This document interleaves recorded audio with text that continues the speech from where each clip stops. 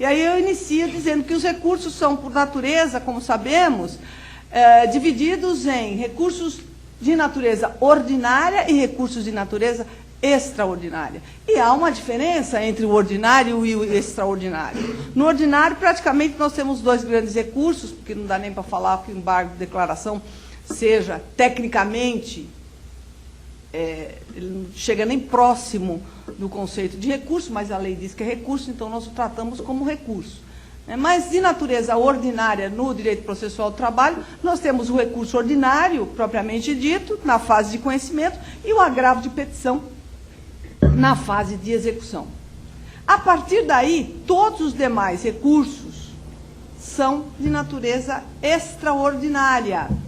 E qual é a finalidade dos recursos de natureza extraordinária, gente? Aí é que vem a diferença com os recursos de natureza ordinária. No recurso de natureza ordinária, eu viso o reexame de uma determinada decisão pelo órgão imediatamente superior e hierarquicamente superior, visando exatamente, quero a reforma, porque não me conformei com a decisão.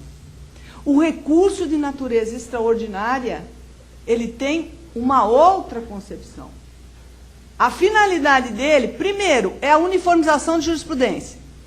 Porque a função precípua de um tribunal superior, seja ele Tribunal Superior do Trabalho, Superior Tribunal de Justiça, Tribunal Superior Eleitoral, Tribunal Superior Militar, é uniformização da jurisprudência. Essa é a tarefa. É diferente de uma corte regional. Um tribunal de justiça ou um tribunal regional tem qual função? Reexame de decisões hierarquicamente inferiores. Então, nós já começamos daí. A segunda finalidade do recurso de natureza extraordinária é o controle da legalidade do sistema. É realmente a válvula de segurança. E aí a necessidade de um controle muito rígido. Porque nós sabemos, na clássica repartição de poderes, que quando o legislativo erra, nós temos, primeiro, a sociedade para controlar. Né? O nosso país é o país da lei que pega e a lei que não pega. Então, a sociedade já faz o seu primeiro controle. O segundo controle, o judiciário, que afasta a aplicação da lei ou dá a interpretação melhor para a aplicação da lei. Quando o executivo erra, no mesmo sentido, primeiro vem o legislativo, que pode controlá-lo, já tivemos a história desse país, né? Um controle rígido feito pelo legislativo ao poder executivo, e também o poder judiciário. Mas quando o judiciário erra, quem conserta?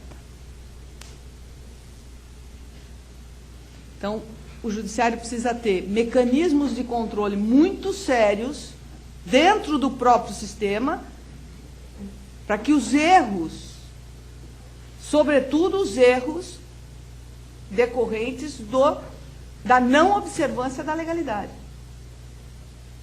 Então, são só essas as duas finalidades do recurso de natureza extraordinária. Uniformizar a jurisprudência, mais o controle de legalidade. Não está dentro dessas duas situações colocadas reexame de decisão.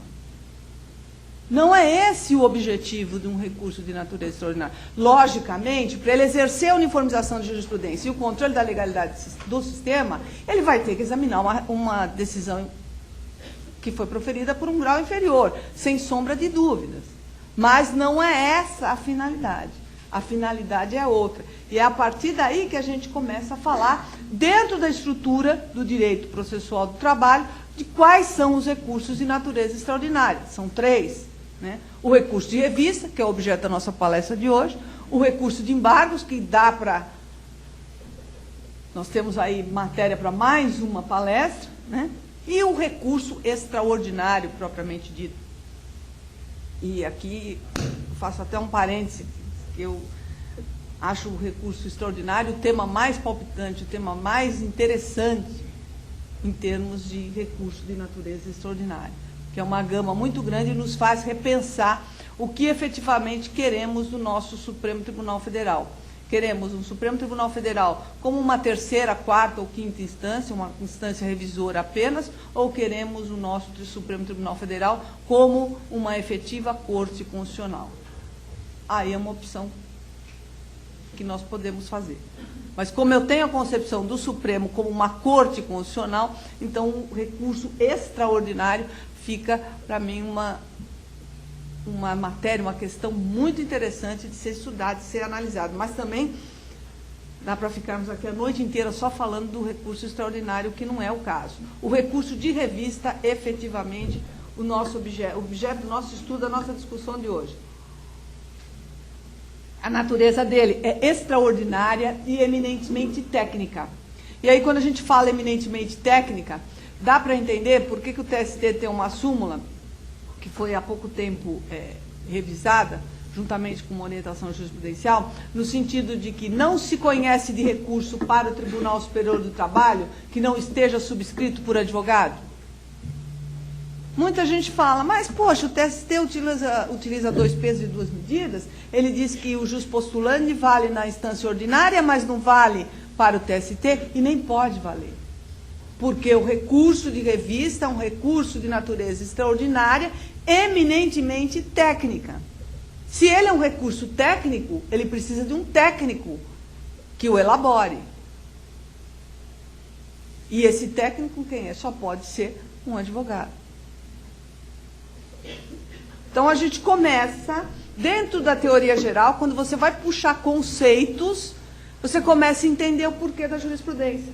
Por que a jurisprudência se consolida nesse sentido e não em outro? Porque são coisas distintas, são coisas diferentes, são instrumentos processuais, institutos processuais completamente diferentes. E aí eu já vou atacando ali, dizendo que não são os óbices que são colocados. A natureza do instituto é diferente. Mas aí, nas hipóteses de cabimento, a gente tem como discutir um pouquinho mais. O recurso de revista, ele equivale ao recurso especial que nós conhecemos no direito processual civil. Mas ele não nasceu com esse nome. Ele, até 1949, tinha o nome de recurso extraordinário. De modo que, se nós pegarmos a doutrina bem antiga, a doutrina clássica, nós vamos encontrar doutrinadores colocando que no direito processual do trabalho existem 2 recursos extraordinários. 2 recursos com o mesmo nome. Mas porque o recurso de revista nasceu com o nome de recurso extraordinário. Só posteriormente, por meio da Lei 861, olha o número da lei, hoje nós já estamos em 12.000 e alguma coisa, né? É que ele passou a ser denominado recurso de revista. Mas ele equivale ao recurso especial. E como eu disse a vocês, que não importa se é TST ou se é STJ, a função precípua, tanto de um quanto do outro, é uniformização de jurisprudência e controle da legalidade do sistema. De modo que as hipóteses de cabimento do recurso especial e do recurso de revista são muito parecidas. O que nós temos são particularidades.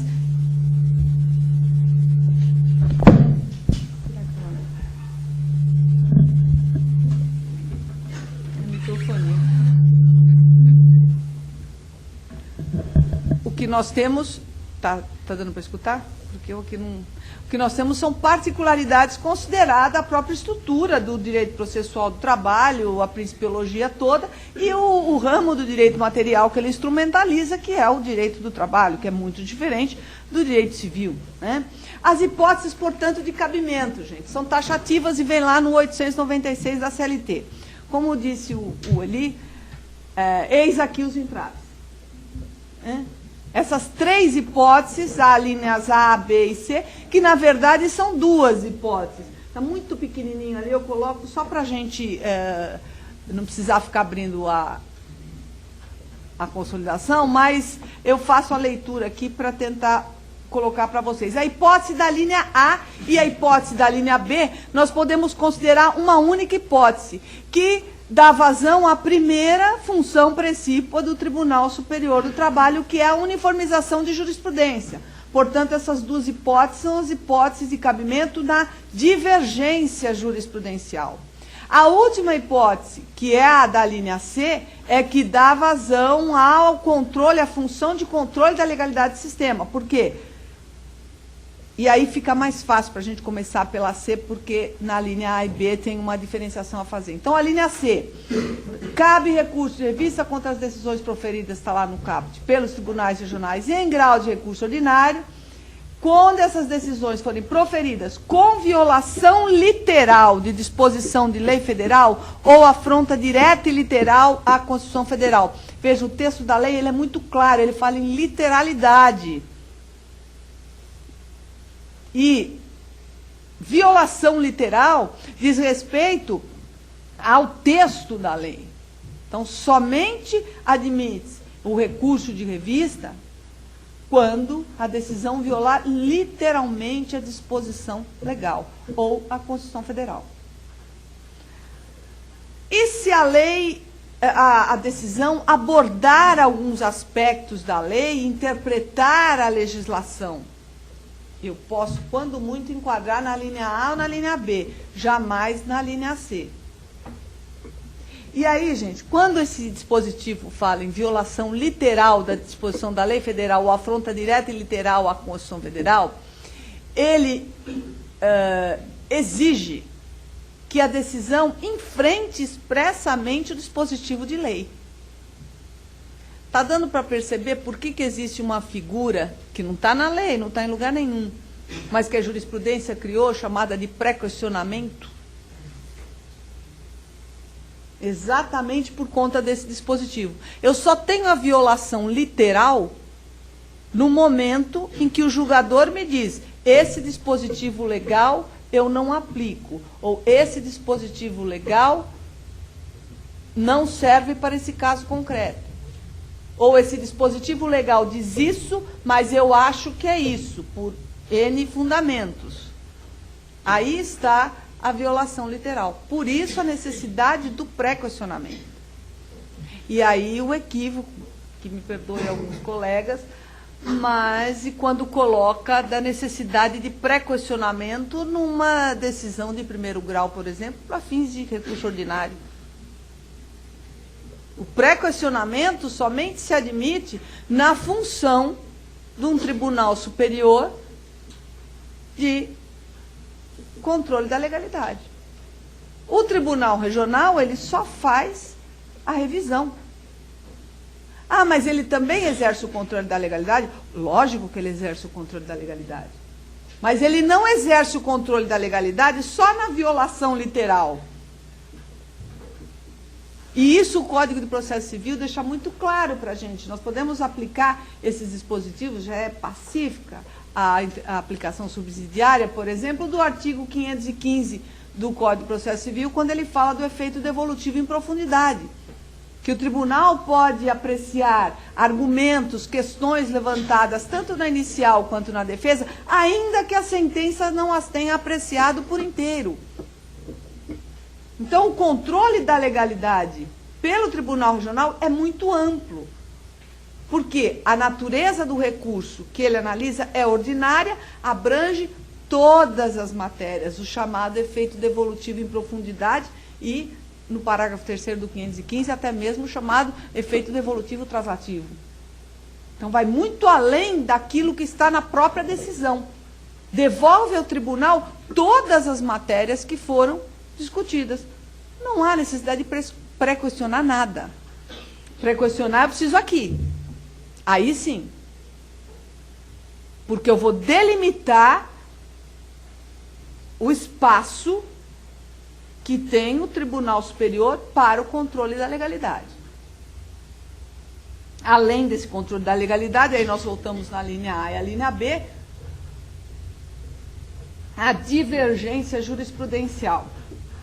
E é engraçado, numa primeira leitura, por que o legislador iria dividir a linha A e a linha B, as duas hipóteses de divergência jurisprudencial? Mas por que ele fala em cima de lei federal, e embaixo ele já não fala da lei federal? Veja, na linha A ele coloca: derem ao mesmo dispositivo de lei federal interpretação diversa da que lhe houver dado outro tribunal regional no seu pleno ou turma, ou a sessão de dissídio individuais do Tribunal Superior do Trabalho, ou a súmula de jurisprudência uniforme dessa Corte. Então, interpretação divergente da lei federal vai ao TST para quê? Para ele uniformizar. É só para isso. Não é para ele dizer se tem razão ou se não tem razão, se o meu inconformismo é correto ou não é correto, se eu gostei ou não gostei, se a parte é vencedora ou não é vencedora. Está aí o entrave. Não é o Tribunal Superior que dá o entrave, é a lei que dá o entrave, em razão da função do Tribunal Superior. Aí ele vai no dispositivo abaixo e já coloca: derem ao mesmo dispositivo de lei estadual, convenção coletiva de trabalho, acordo coletivo, sentença normativa ou regulamento empresarial, ou seja, abre um leque enorme, de observância obrigatória em área territorial que exceda a jurisdição do Tribunal Regional pelo autor da decisão recorrida, interpretação divergente na forma da linha A, e volta a remeter à linha A. Por que em cima é só lei federal e embaixo a lei estadual? Por que em cima não tem convenção, acordo coletivo, sentença normativa e regulamento empresarial e na linha de baixo tem? O primeiro questionamento é o seguinte: ué, não compete à União legislar sobre direito do trabalho, como está na Constituição Federal? De modo que toda lei trabalhista é federal, não é? Por que o dispositivo fala em lei estadual? Como é que eu tenho uma lei estadual? Convenção coletiva, acordo coletivo de observância obrigatória em área que exceda a jurisdição de um tribunal? Quando a gente começa a pensar nas possibilidades de que isso ocorra, nessa situação, nas possibilidades, e nós começamos a excluir. Não, mas o acordo coletivo, se ele é entabulado entre uma empresa e um sindicato de empregados, eu não vou ter essa possibilidade. Tem unicidade sindical, sindicato no limite de município, só se for um sindicato que abranja 2 ou 3 municípios. Mas aí ele não vai sair da área de jurisdição de um tribunal. Como isso? Não dá para entender. Convenção coletiva ainda, regulamento empresarial. Como essa situação? E lei estadual? Pensando, nós chegamos numa única hipótese. Vamos por exclusão, né? Quando o Estado é empregador. É a hipótese clara para cabimento aqui. Estado de São Paulo, governo do Estado de São Paulo. Ele pode contratar empregados da forma estabelecida na CLT. Autarquias, fundações, empresas públicas, né? Só que quando ele contrata, muito embora ele esteja sujeito a todas as regras, aos princípios, às normas inerentes ao direito do trabalho, as cláusulas contratuais somente podem ser estabelecidas por meio de lei, porque ele não deixa de ser Estado. Eu vou ter que conjugar as regras do direito administrativo com as regras do direito do trabalho. E eu só posso, primeiro, criar cargo ou função por força de lei. Estabelecer patamares remuneratórios, por força de lei. Aumentos salariais, gratificações, tudo por força de lei. Então, se o governo do Estado de São Paulo somente estabelece essas cláusulas contratuais por força de lei, significa que eu tenho leis estaduais que podem ser questionadas perante a Justiça do Trabalho, de aplicação nos contratos de trabalho. Mas tem que exceder a jurisdição no tribunal? O governo do Estado de São Paulo é típico. Tribunal de Campinas, Tribunal aqui de São Paulo. Nós fechamos já metade do Tribunal Superior do Trabalho, porque São Paulo, segunda região, São Paulo, 15ª região, é responsável por quase a metade do movimento processual do TST. Então, nós fechamos aqui essa hipótese. Mas há também essas possibilidades, que muitas empresas públicas têm unidades em outros estados, né? Energia elétrica, telefonia, algumas de telefonia, de água, esgoto, às vezes nas situações fronteiriças. Há também essa possibilidade de 2 tribunais envolvidos. Então, para que o TST possa exercer essa função, tanto de uniformizador de jurisprudência, quanto do controle da legalidade, porque aí ele vai controlar a legalidade da lei local também, até em face da Constituição, para que possa, eventualmente, chegarmos num recurso extraordinário propriamente dito, que está lá no 102, que compete ao Supremo Tribunal Federal julgamentos de recursos extraordinários quando a lei local foi contestada em face da Constituição Federal. E essas situações, essas três hipóteses de cabimento, traz aqui, na linha A, uma questão que eu gosto sempre de enfatizar. No finalzinho dela, der ao mesmo dispositivo de lei federal interpretação diversa da que lhe houver dado outro tribunal regional no seu pleno ou turma, ou a sessão de dissídios individuais do TST, ou a súmula de jurisprudência uniforme dessa Corte. Me diz o que o dispositivo? Se a decisão estiver contrária à súmula, é hipótese de cabimento do recurso de revista. Sobe imediatamente. O que é isso, gente? Que o processo civil trata com um nome bonito. Se não, a súmula vinculante. Ah, mas não vincula. Não vincula diretamente, mas por via oblíqua está vinculado, porque é só o tempo de chegar no Tribunal Superior do Trabalho. E o ministro relator, num despacho monocrático, artigo 896, parágrafo 5º, pode imediatamente dar provimento ao recurso. Não precisa nem levar para a sessão. Então, vejam a importância de uma súmula de jurisprudência no contexto do Tribunal Superior do Trabalho.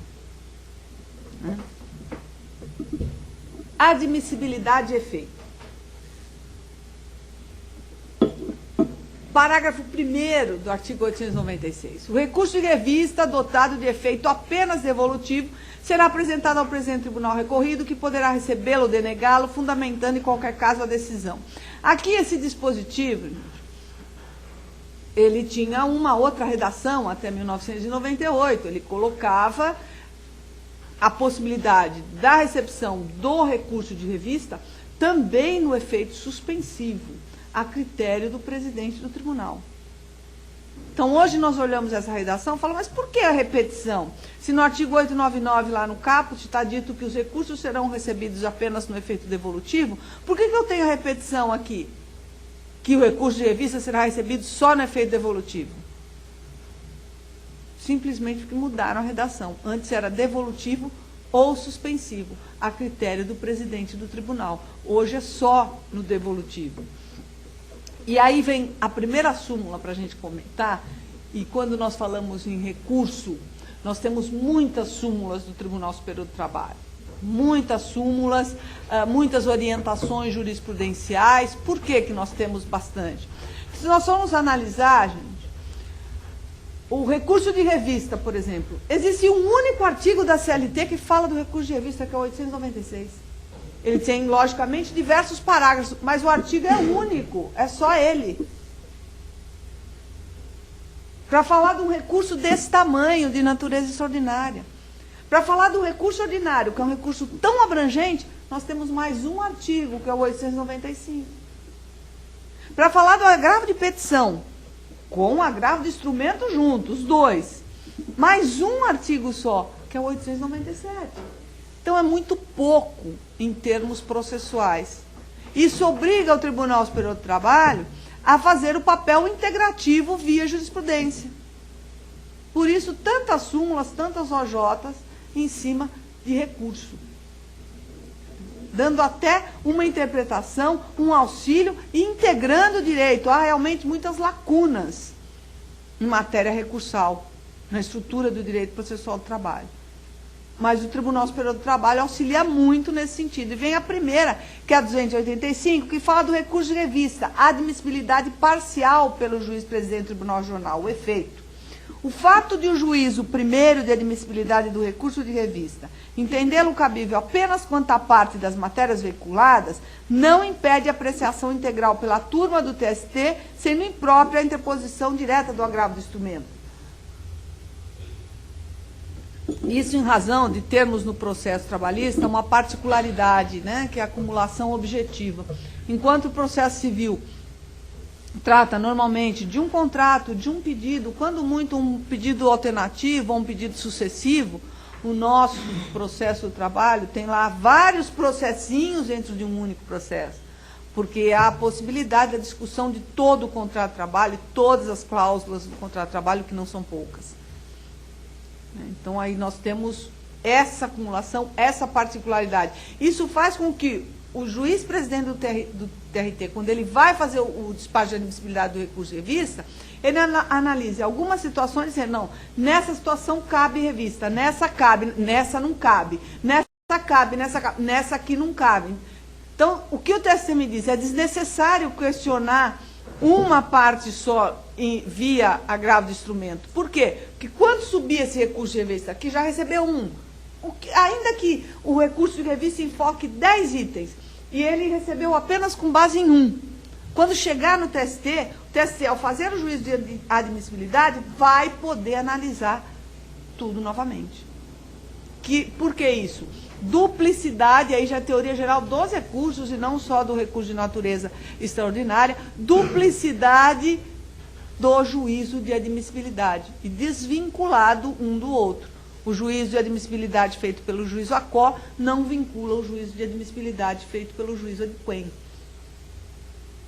Então, por isso é que há essa possibilidade do TST novamente voltar à admissibilidade dos demais itens em sede de recurso de revista. Logicamente, ele não o fará em sede de agravo de instrumento.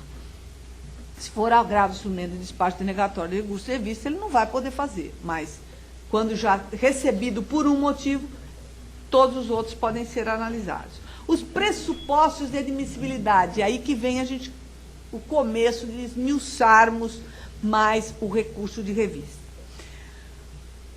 Para o recurso de revista, assim como para todos os recursos de natureza extraordinária, nós temos aqui os pressupostos gerais e os pressupostos específicos.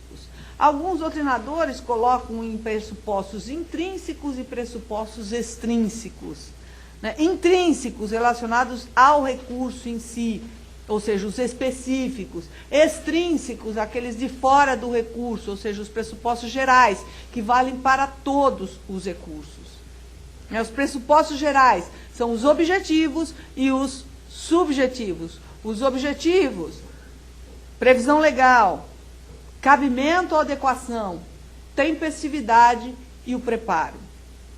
Os subjetivos, legitimidade parte, interesse recursal, e o interesse se traduz na sucumbência, que pode ser econômica ou apenas jurídica, e a capacidade postulatória, especificamente aqui a capacidade postulatória, em razão de uma súmula do Tribunal Superior do Trabalho, dizendo que não se conhece de recurso para o TST que não esteja subscrito por advogado regularmente e devidamente constituído nos autos.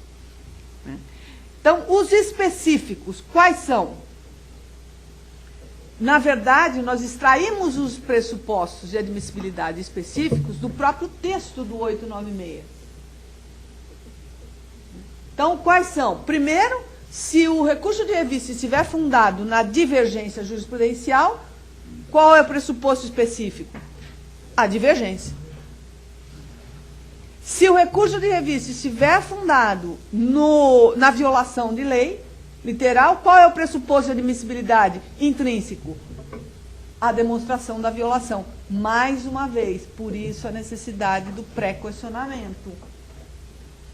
Porque é pressuposto de admissibilidade. Eu preciso mostrar onde está a violação. Eu preciso apontar onde está a violação. Mas também aqui, isso decorre do texto da lei, os pressupostos intrínsecos.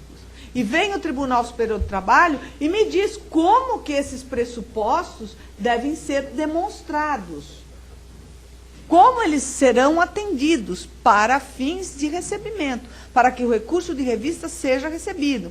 E ele coloca isso com uma clareza na súmula 337, que antigamente tinha só uma redação pequena, praticamente o que nós temos hoje no inciso 1.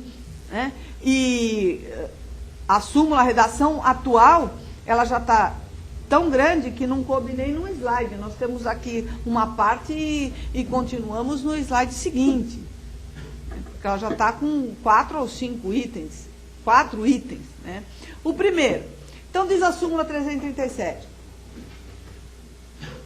E isso é como se cumpre pressuposto de admissibilidade recursal do recurso de revista, pressuposto intrínseco, na divergência. Comprovação de divergência jurisprudencial, recurso de revista e de embargos. A linha 1, item 1. Para a comprovação da divergência justificadora do recurso, é necessário que o recorrente, ou seja, vamos cumprir requisitos, gente. Junte certidão ou cópia autenticada do acórdão paradigma, ou cite a fonte oficial ou o repositório autorizado em que foi publicado. E mais, não basta que só junte o acórdão, nem que cite a fonte oficial ou o repositório.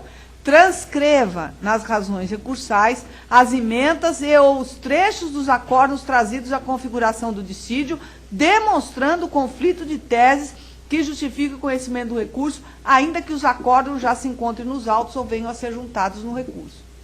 Aí me perguntar, mas por quê? Eu junto o acórdão e ainda eu tenho que transcrever?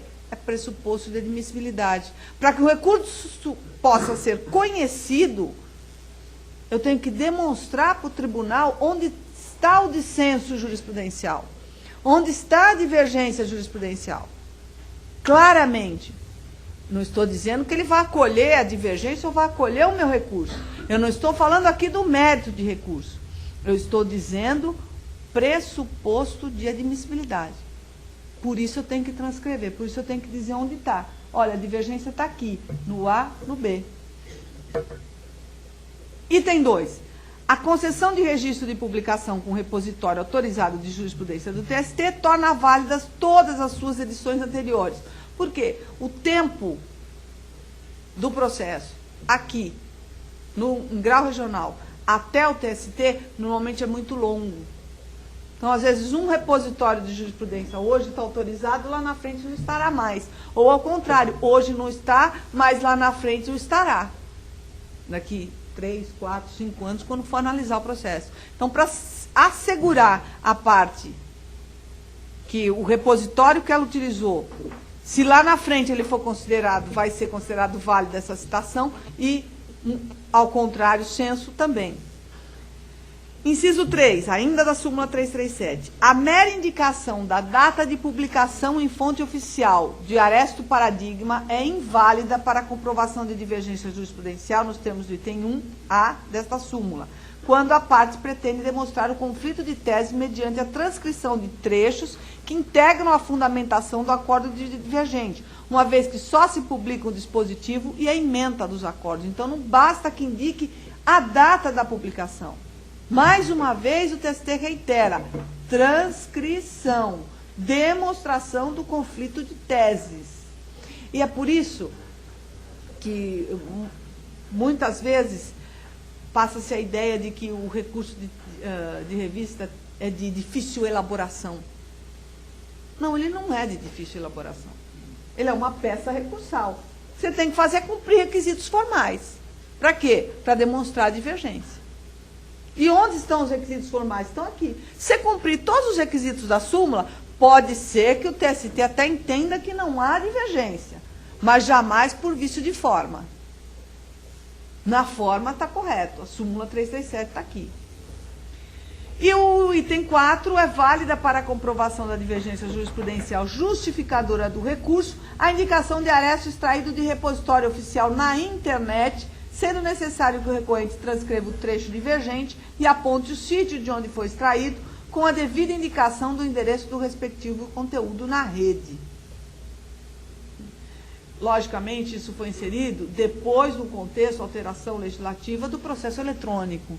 Não tinha mais justificativo o TST manter uma súmula de jurisprudência dizendo que é obrigatória a juntada do acórdão, a transcrição de trecho, a indicação de repositório, se ele não permitisse ou não disciplinasse especificamente a possibilidade da extração de dados da rede mundial de computadores. Que hoje todo mundo extrai tudo da internet.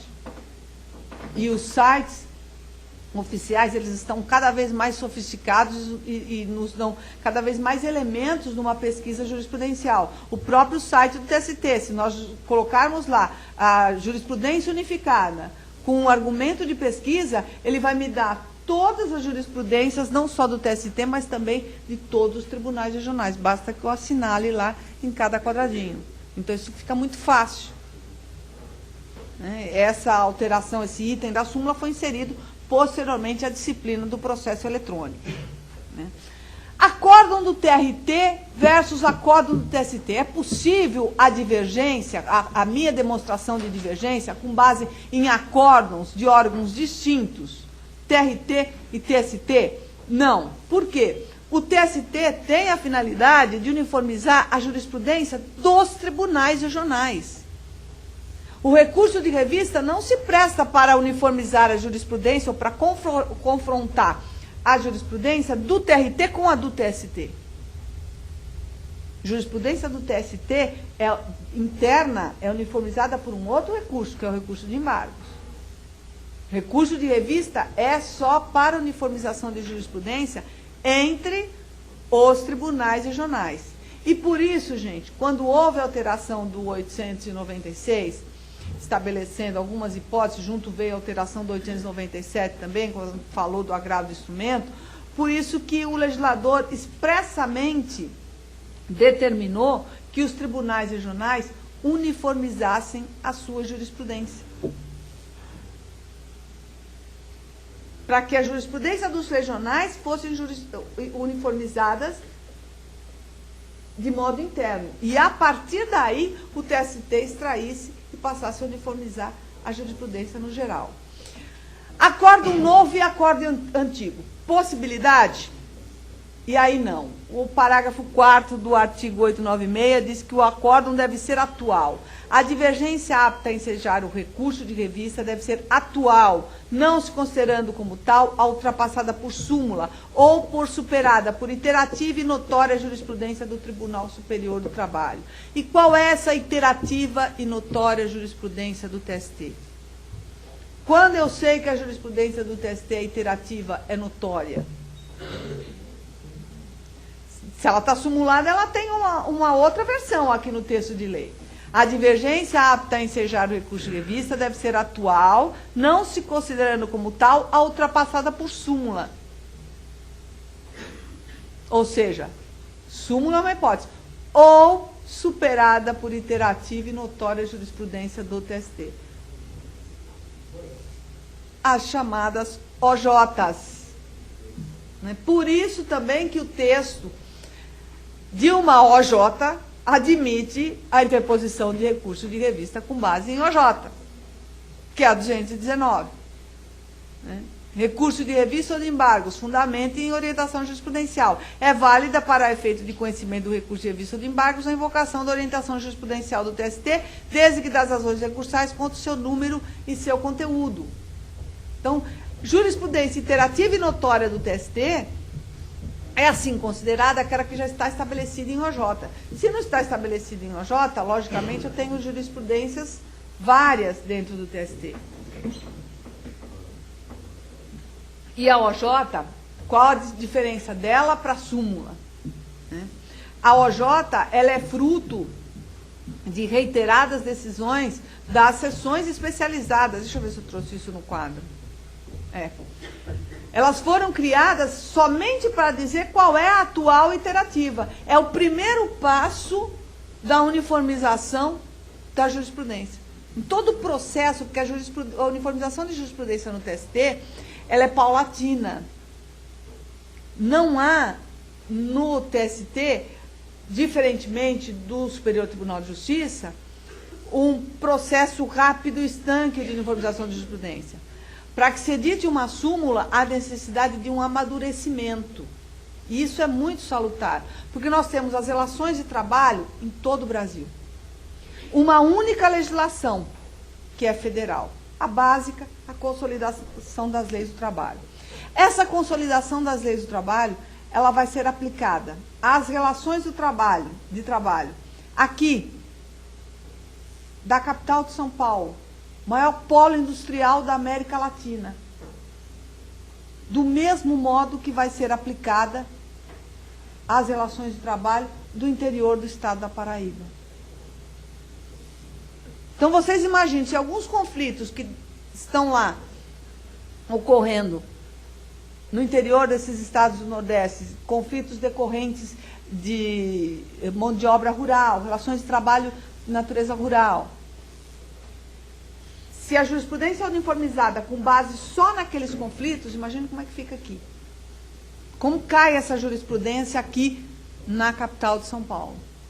De modo que o TST se preocupa muito, e dentro dessa função uniformizadora de jurisprudência, ele se preocupa em uniformizar a jurisprudência de modo que se extraia a melhor interpretação da lei, mas que essa interpretação ela seja apta a solucionar os conflitos, a apaziguar os conflitos em todo o território nacional, e não apenas em uma determinada região.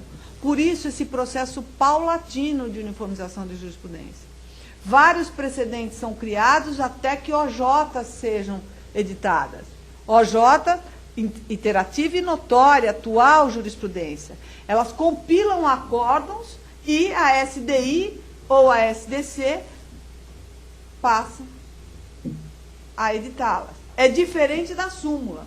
A súmula, quando a questão reiteradamente tem sido aplicada, editou uma AJ, a AJ vem sendo aplicada, apaziguou as relações de trabalho, tem sido suficiente? Tá, então já reiterou, vamos transformar em súmula. Eis o motivo porque tantas OJs são convertidas em súmula.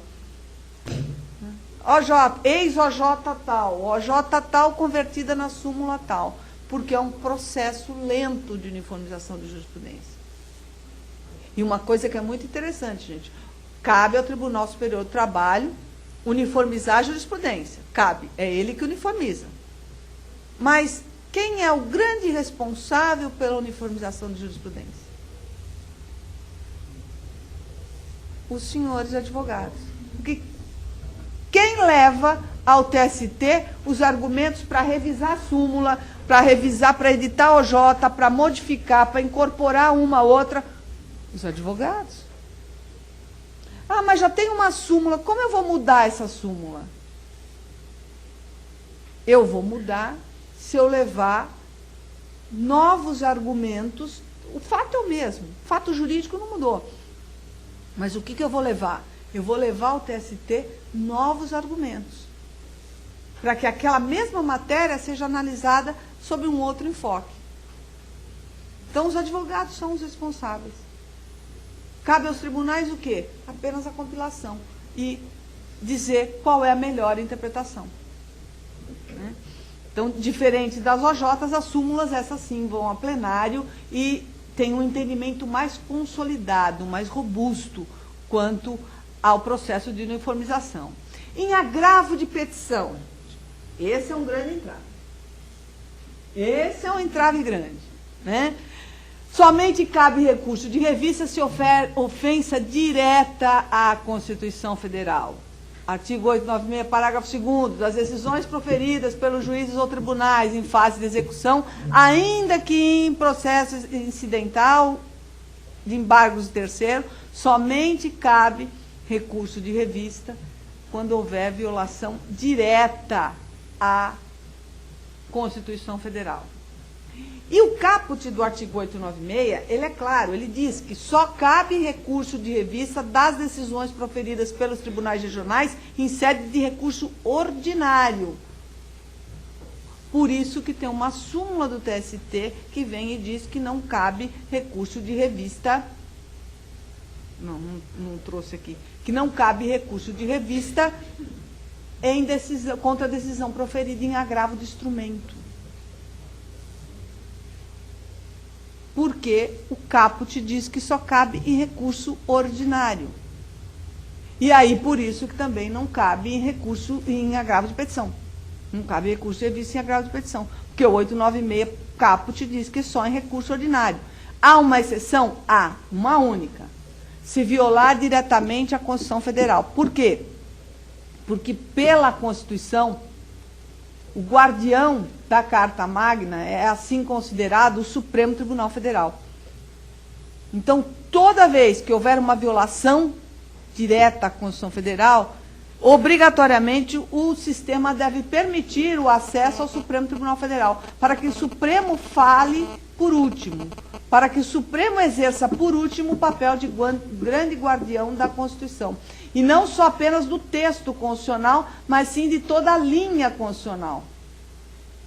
Porque ele guarda o sistema constitucional, e não apenas a literalidade do texto constitucional. E não é por outra razão que nós estamos falando o tempo todo aqui em violação literal, violação literal, violação literal, para fins de recurso de revista. Quando eu chego no artigo 102 da Constituição Federal, quando ele vai me falar do recurso extraordinário, ele me coloca, quando a decisão contrariar a Constituição Federal. Há uma diferença enorme entre violação literal e contrariedade à Constituição Federal. Violação literal é para fins de recurso de revista, recurso de embargos ou recurso especial no STJ. Contrariedade é recurso extraordinário, dado o papel do Supremo Tribunal Federal. Então, em agravo de instrumento nunca, não cabe, e recurso de revista e em agravo de petição só se houver violação literal à Constituição Federal. No rito sumaríssimo, e aí, gente, é uma questão que o legislador nos deixa assim, boquiabertos. Artigo 896, parágrafo 6º. Cabe recurso de revista em demanda sujeita ao rito sumaríssimo apenas se a decisão contrariar súmula do TST ou violar diretamente a Constituição Federal. O que fez o legislador? Emprestou à súmula do TST um papel muito maior do que a própria lei federal. Ele excluiu a lei federal nas demandas sujeitas ao rito sumaríssimo. Numa decisão proferida, numa demanda que corre pelo rito sumaríssimo, se essa decisão violar literalmente a lei federal, não cabe recurso de revista. Mas o que fazer? Ação rescisória. Não tem outra hipótese. Em compensação, se ela violar uma súmula de jurisprudência, é imediatamente aceita. Imediatamente. Então, a jurisprudência é algo muito sério na estrutura recursal trabalhista. Muito sério. O legislador deu uma força muito grande para a súmula de jurisprudência. Criou, na verdade, e a gente já criou há muito tempo, o sistema já é assim desde 1998 e depois foi só aperfeiçoado em 2000, quando criou a lei do rito sumaríssimo, né? Mas, na verdade, nós já trabalhamos normalmente com súmula impeditiva de recurso e com súmula vinculante. Com outro nome, mas já trabalhamos. Se a decisão viola literalmente a súmula, se a decisão viola a súmula, cabe recurso imediato, e se a decisão estiver de acordo com a súmula, não cabe recurso. Isso o que é? Súmula impeditiva de recurso e súmula vinculante, com outro nome. Então, os operadores, nós todos operadores do direito do trabalho, direito processual do trabalho, quando nós vimos toda essa discussão em cima da emenda constitucional 45, quando trouxe a súmula impeditiva de recurso e a súmula vinculante, os processualistas civis brigando e dizendo que não, que isso era um absurdo, que isso ia podar a liberdade do juiz de primeiro grau, que o juiz de primeira instância não ia poder mais julgar de acordo com a sua convicção, nós ficamos todos parados. Não nos diz respeito. Isso não nos atinge, porque nós já vivemos nesse sistema, e muito bem, obrigado. E até hoje eles não conseguem se conformar, os processualistas civis que me desculpem, mas eles não se conformam como o nosso processo anda. Né? Irrecorribilidade das decisões interlocutórias. Nossa, eu não posso recorrer da decisão interlocutória. Não. Mas como isso? Não, lá na frente eu discuto a interlocutória, não tem problema. É simples. Eu, outro dia, conversando com o professor Bedak, que eu admiro muito, e ele está nessa comissão projeto do novo Código de Processo Civil. E na discussão, falando sobre uma coisa, comentando um assunto ou outro, ele virou e falou assim, imagina, vai ter um monte de mandado de segurança. Lá, nós no TJ, nós só vamos julgar mandado de segurança. Vocês aqui julgam muito mandado de segurança? Não. Mas como? E a decisão interlocutória? Depois a gente vê isso lá na frente. Por que você quer brigar agora? Deixa a briga para o futuro. Porque vocês já imaginaram no processo trabalhista se a cada decisão interlocutória tivesse um agravo de instrumento? Um outro desembargador na universidade, outro dia, ele me disse que ele recebe por semana, são 360 desembargadores aqui no TJ, né? Que ele recebe por semana de 50 a 60 agravos, só agravo, instrumento, por semana. Ele falou, apelação eu nem olho, não dá nem tempo de olhar, eu só tenho prioridade, só fico no agravo. Então só julga agravo. Para julgar uma apelação quando sobra tempo. Agora, um mecanismo, diz que vem esse mecanismo na proposta nova, a irrecorribilidade ou recorribilidade diferida, né, lá na frente. Mas nós temos todos esses mecanismos e o nosso sistema, por hora, funciona. Ainda tem que fazer alguns acertos, mas funciona, né? Números do CNJ, gente. A Justiça do Trabalho foi considerada a justiça mais célere, mais rápida.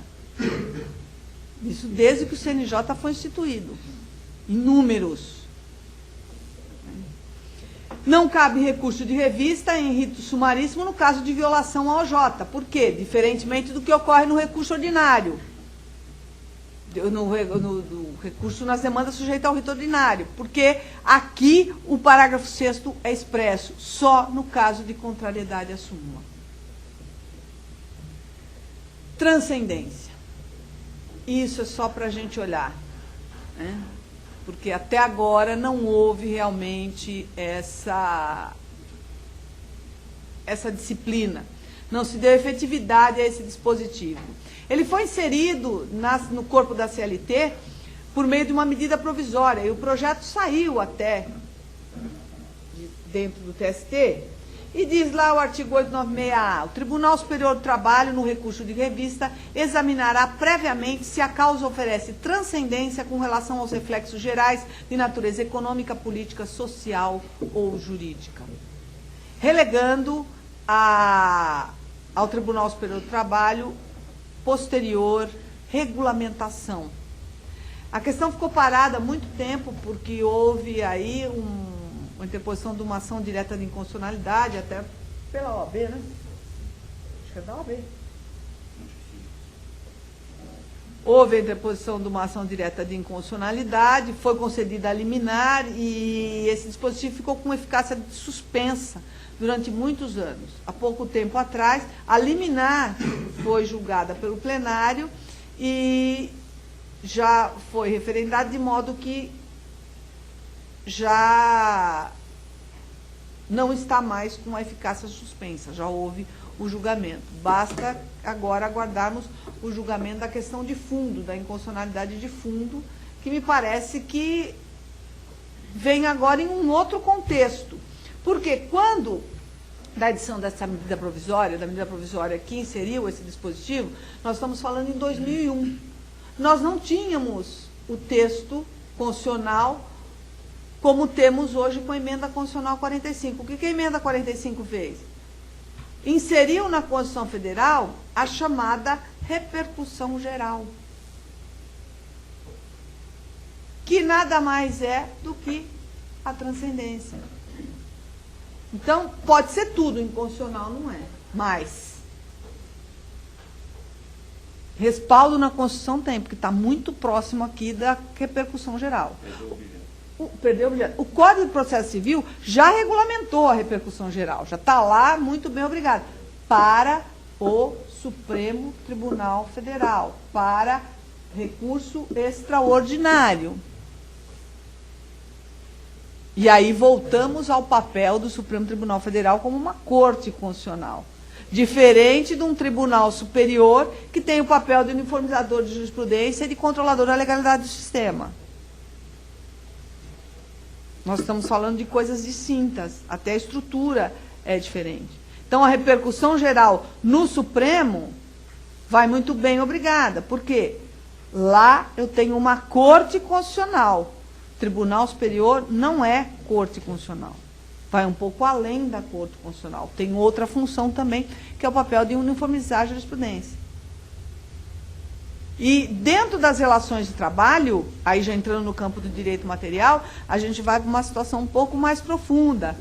Quais são esses reflexos de natureza política, econômica, capaz de interferir diretamente num conflito individual de trabalho? Empresa e empregado. Qual é o reflexo de natureza política?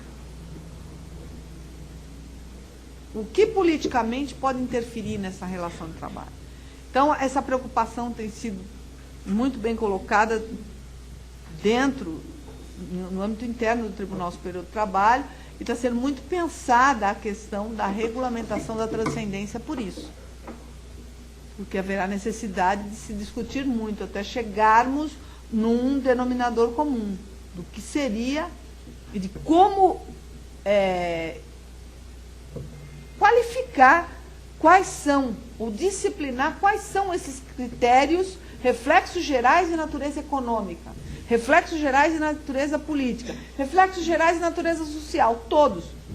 Que todo conflito com o capital-trabalho tem natureza social. Né? Jurídico, todos, todo conflito é jurídico, dentro da relação capital-trabalho. O problema está no econômico e político. Aí é que nós não temos como avançar. Então, como não está ainda regulamentado, fica para reflexão, né? A gente pensando o que vem em termos de transcendência, regulamentação da transcendência. O processamento, gente, direcionamento ao presidente do TRT com contrarrazões, remessa ao TST, parecer do Ministério Público e julgamento. Isso tem de bom o processo de trabalho. Também. Tanto faz regional quanto TST. Processamento de recurso é exatamente o mesmo. Não tem diferença nenhuma. Julgamento é tudo igual. O que nós vamos discutir? Matéria, porque o recurso é diferente.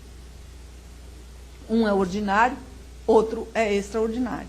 A natureza de um recurso. Uma é natureza extraordinária, outra é natureza ordinária. Só isso. Porque, de resto, o processamento é idêntico. Até a efetivação, a montagem do recurso, o preparo. O preparo é exatamente igual. Muda o quê? Muda o valor do depósito recursal.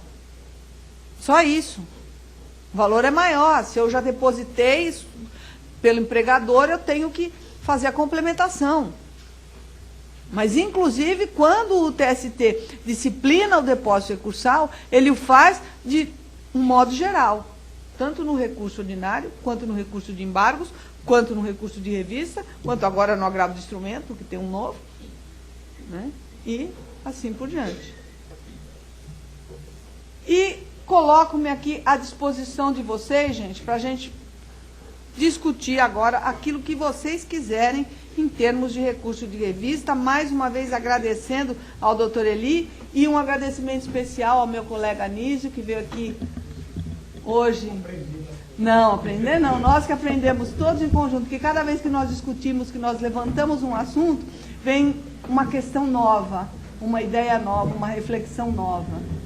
Né? Eu sempre faço, ontem, quando eu estava me preparando, arrumando minhas coisas para hoje para o tribunal cedo, eu falei, bom, deixa eu dar uma olhadinha porque essa é uma aula que eu dou no curso de pós-graduação, eu falei, deixa eu dar uma olhadinha na transparência, se tem alguma coisa nova, e achei um monte de coisinhas aqui que tinha que inserir, que tinha que tirar, porque cada vez que a gente discute uma matéria, a gente aprende coisa nova, a gente abre a cabeça e está sempre pronto à reflexão, e isso é que é importante. Nós estamos aí todos para a reflexão de hoje. Muito obrigada a todos vocês e coloco-me aí